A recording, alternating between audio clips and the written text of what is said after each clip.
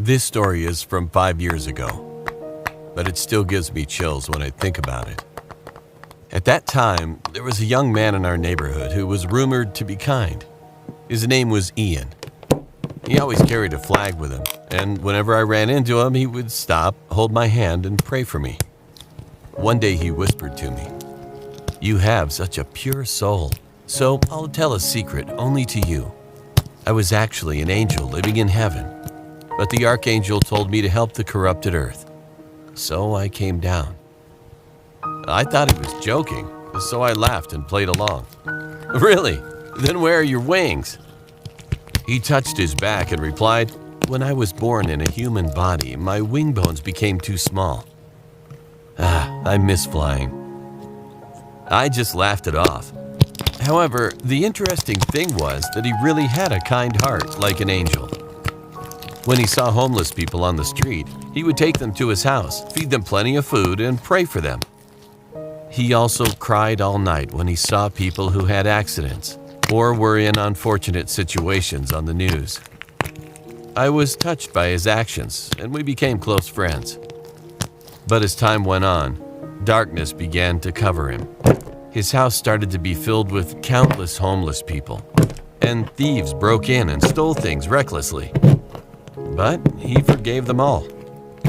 Every time this happened, I told him to take care of his belongings, but he just closed his eyes and recited a prayer. Tears streamed down from his eyes. As time went on, he became increasingly dispirited. Whenever we met, he would stare at the sky with a sad face for a long time. As time passed, he began to act strangely. He yelled at a random passerby on the street, saying, "Your heart is filled with filthy greed. You should have a kind heart. I can see it all."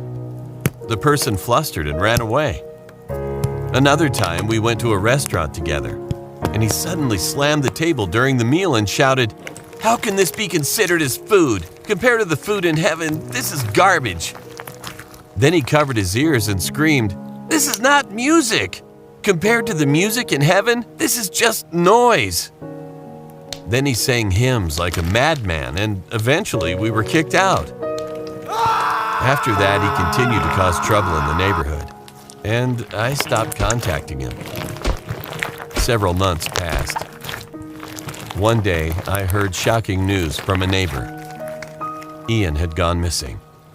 One day, a neighbor living next to Ian's house heard what sounded like hundreds of people singing hymns coming from Ian's house. So they knocked on Ian's door, but there was no one inside. Ian didn't show up for several months, and his parents and friends came to look for him but couldn't find him.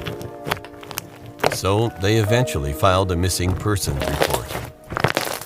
One neighbor who saw Ian last claimed that he looked emaciated, as if he hadn't eaten for a long time, and his wing bones were abnormally and incredibly protruding. There was a note on Ian's desk which read, "I came down to heal this world, but now I have lost my light.